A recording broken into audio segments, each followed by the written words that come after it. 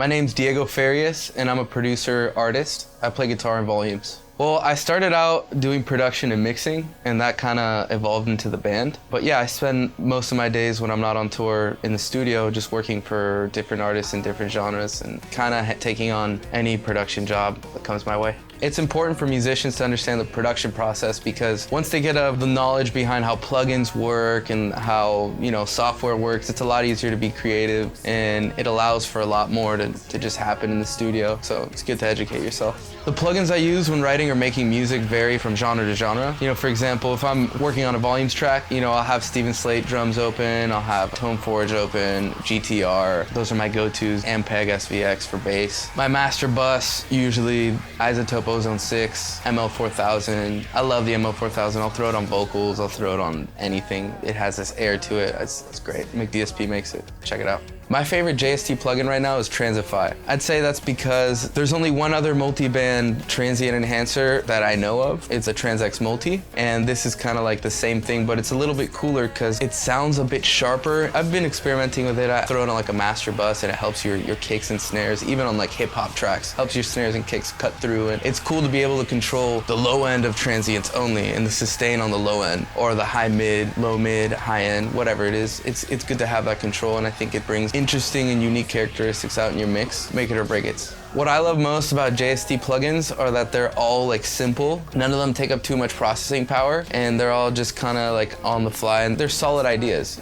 Gain reduction for screaming vocals is great. If you're tracking a screamer, you could just throw that plugin on track and pretty much be done, maybe with an extra EQ or something. That's the most I'd ever use with that plugin. It does a lot for being one plugin, and it's very low CPU, so yeah, I like it. Tone Forge, for example, is a great guitar plugin. It sounds good from the get-go, which is always a plus. With plugins, I hate spending time trying to get something just to sound good or decent. If you throw it on and it sounds great, it's just so convenient for your workflow. It's a game changer. I like working with those type of plugins. When I'm writing or making music, again, it varies from genre to genre. With volumes, I like to start with a guitar riff, so I guess more melody driven, and then I'll put drums to it and write around the hook. But if I'm working on a rap beat or like a pop song or something, it really depends. Like whatever idea pops in your head that inspires you, it could be a rhythmic idea, a melodic idea, like whatever it is, you kind of just use that inspiration to guide you. So it could be anything. In my opinion, key ingredient to a great production is the right preparation, the right environment, and a good level of communication. If everyone's on the same page and everyone knows what they're doing and everyone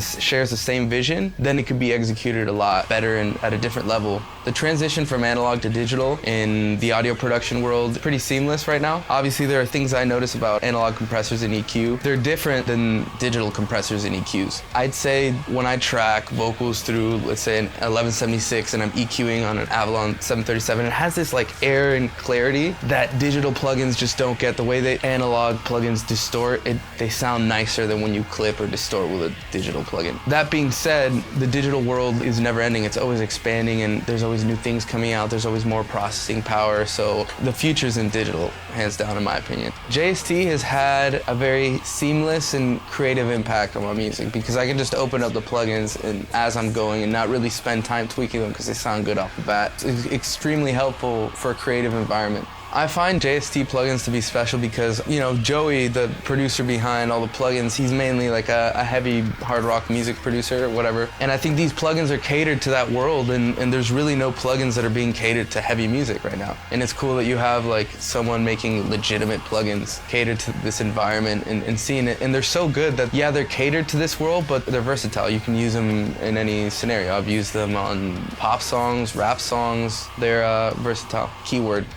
What you can gain from using JST plugins is just an incredibly fast workflow, which is great for creativity. When you have an idea, you don't want to spend time EQing and doing all this stuff. You just want to get to it and get your idea out. So, and also the thing with these plugins, they're simple enough for an amateur, but they're also great enough for any professional situation. Sometimes when you're trying to achieve a certain sound, you have to layer and stack plugins. Using something like gain reduction it eliminates that. You can use fewer plugins and it just makes your sessions run smoother. It's just simple, quick, nice, and easy. That's what I would say. If I had to give anyone watching this my 2 cents, it will be to not get caught up on little tiny mixing details and to focus on the bigger picture and to focus on the creativity of your project and the writing, you know, because mixing is great, but the important part is the song, you know, the art, the actual composition. Don't forget that all these are just tools to enhance that, you know, so you want whatever's going to enhance your ideas the best. It's about being inspired.